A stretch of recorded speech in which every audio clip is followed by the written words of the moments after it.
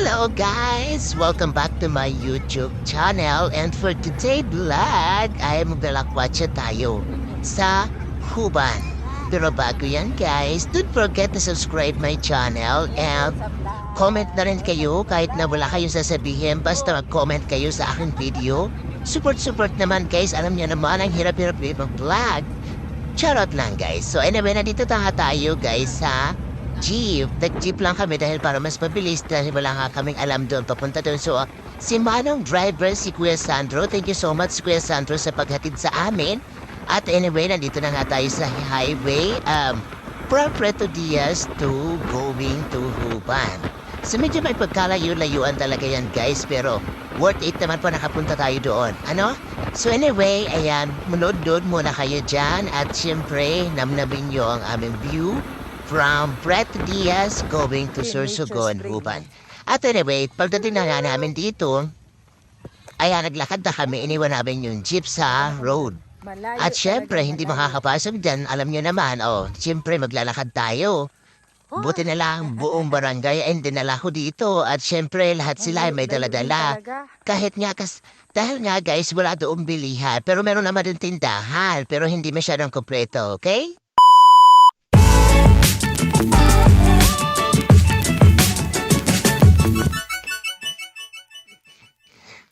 Ayaw na nga, nandito na nga tayo, di ba? O, ang ganda. Di ba, guys?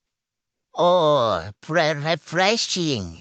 Siyempre, pagod na pagod kami niyan, guys. Karating lang namin. Ayan, yung mga baon namin yan, kinain na namin. Hindi na naabutan ng alas 12. At siyempre, kasama namin ang little bossing namin. So, ayan, halos lahat ng dinala ko dito ay puro mga bata. Oo, bata.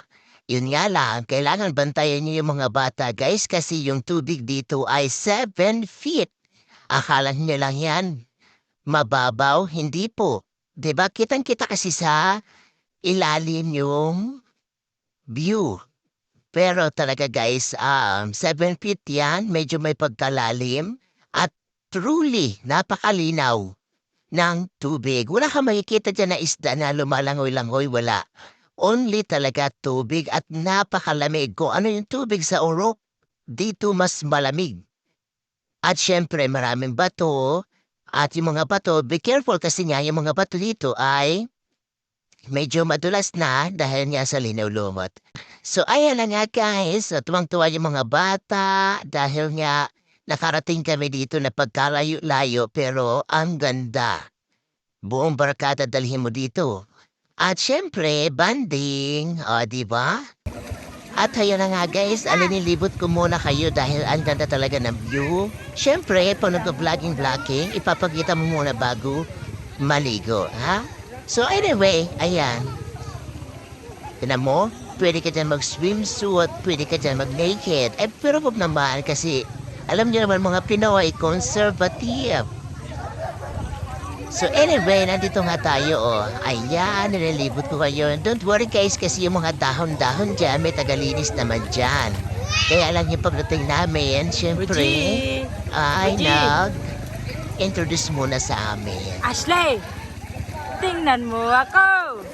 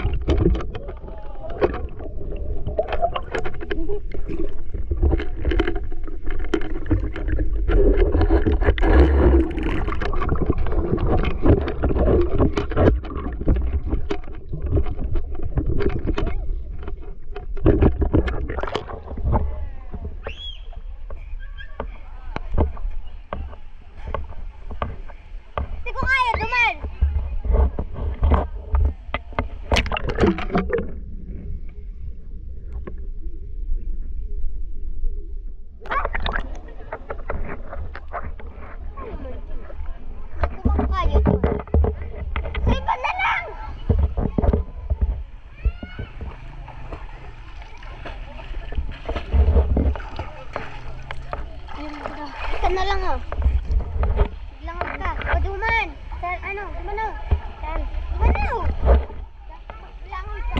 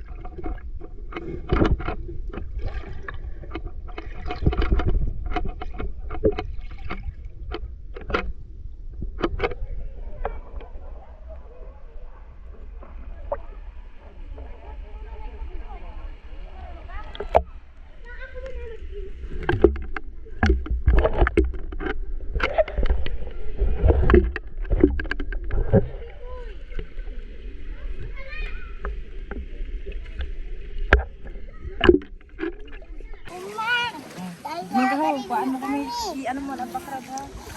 Ayan guys. Hello guys. Hi, ang ganda dito.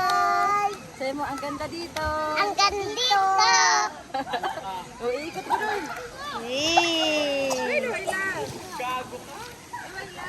Nakaligos na ka mo?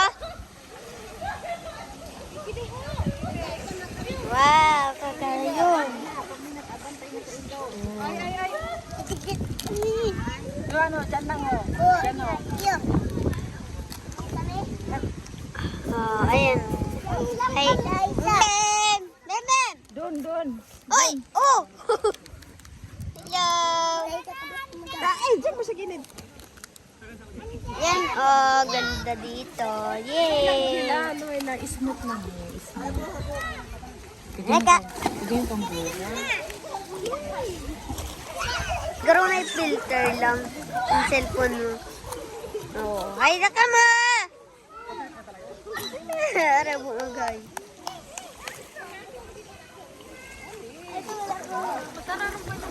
Oh, G-Boy! Kaya ba gano'n, ha? Daran. At yan sa isa. Ano, permi talaga Isa, tabi.